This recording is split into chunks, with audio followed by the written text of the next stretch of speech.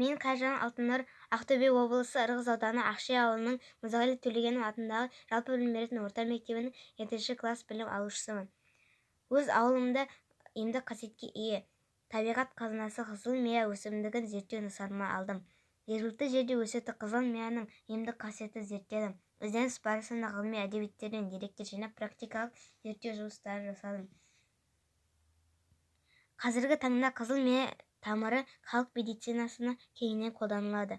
Атап айтатын болсам, стресс алғанда жазылу қиын және іріңді жараларды емдеуге, ауруларды емдегенде мия тамырын тұнба, қайнатпа, ұнтақ ретінде пайдаланған.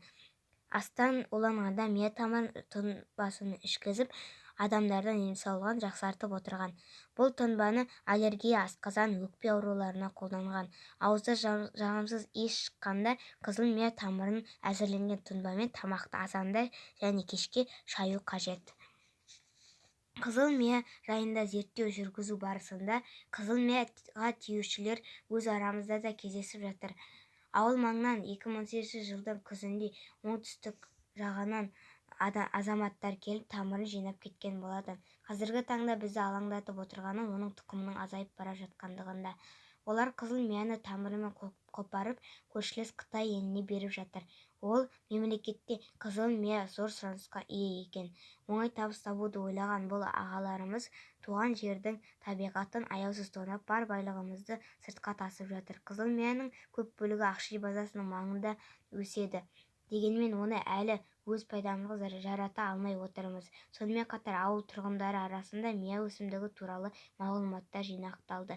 Ауыл ақсақалы Сәду атамызбен сұхбаттасқанда аштық кезінде талғажау ретінде тамырын сұратынбыз. Тамыры өте тәтті, бал татитын, оны дәрілік қасиеті бар екенін еститінбіз. Әкелеріміз күз айында андыз өсімдігімен мия тамыры жинататын деді. Ал Сертай атамызбен сұхбаттасқанда жаз бойы осы мияның жем-шөп ретінде жинап алады. Оны ұсақ мал, қой, ешкілерге таптырмас азық өніммен қоректенген малдар қыстан жақсы шығады деп қысқа қайырды. Сөзімді қорытындылайтын болсам, келешекте Тибет медицинасын меңгеріп, жергілікті жерде көп адамдар мән бере бермейтін дәлі өсімдіктерді зерттеп, халық медицинасында өз үлесімді қосам деген мақсатым бар.